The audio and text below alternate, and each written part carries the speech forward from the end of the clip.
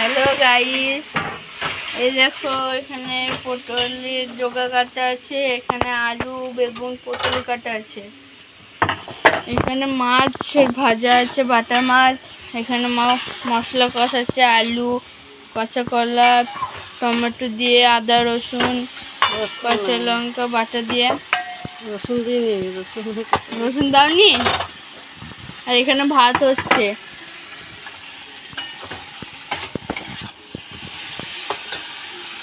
ভালো করে কষাতে হবে। এই যে মসুরির ডাল দিয়ে হবে পটলের লতি। তোমরা কে কে খেয়েছো কমেন্টে জানায়, হেভি লাগে খেতে। মসুরির ডালটা ভিজে রাখতে হবে, মাত্র 2-3 ঘন্টা ভিজে রাখলেই হবে।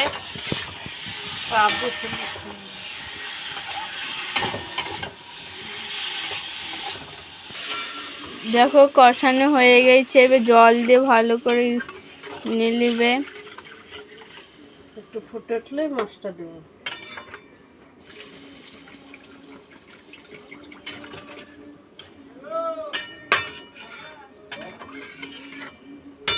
ঢেকে দাও।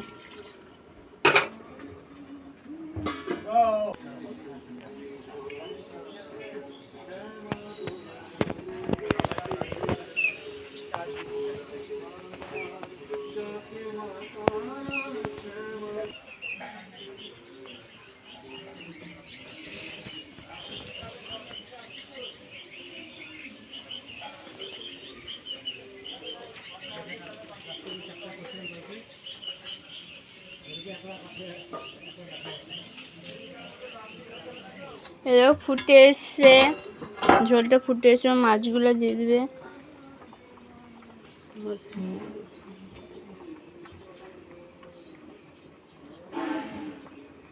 বাটা মাছের ঝোল, ডিম আছে বাটাগুলো না, হচ্ছে ডিম বড় আছে, এবার ঢেকে দেবে।